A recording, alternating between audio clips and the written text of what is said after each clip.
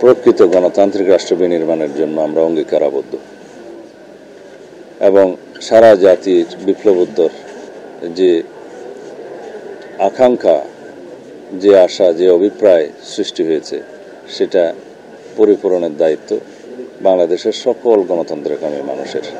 আমরা আহ্বান জানাই, আমরা যেন পরস্পরের অধিকারের প্রতি স্বীকৃতি দেই, একটি প্রকৃত গণতান্ত্রিক, বৈষম্যহীন, অসাম্প্রদায়িক, সাম্যভিত্তিক, মানবিক মর্যাদা ভিত্তিক আইনের শাসনের বাংলাদেশ প্রতিষ্ঠার জন্য যেন আমরা সবাই আমাদের কণ্ঠ সবসময় উচ্চে রাখি, আন্দোলন অব্যাহত রাখি।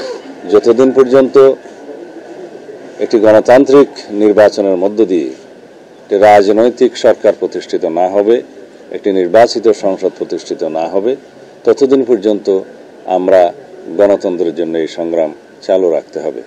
আমরা অবশ্যই বর্তমান অন্তর্বর্তীকালীন সরকারের সকল উদ্যোগকে স্বাগত জানাবো এবং সহযোগিতা করব এবং এই অন্তর্বর্তীকালীন সরকার ব্যর্থ হওয়া মানে জাতি ব্যর্থ হওয়া।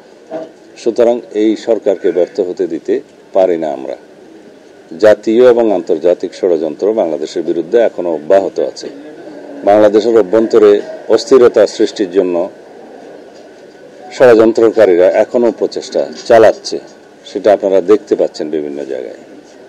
সুতরাং এই সমস্ত অস্থিরতা যাতে বাংলাদেশের গণতান্ত্রিক অভিযাত্রাকে বাধাগ্রস্ত না করতে পারে, সেজন্য আপনারা সবাই সজাগ থাকবেন এবং সবাই ভূমিকা রাখবেন।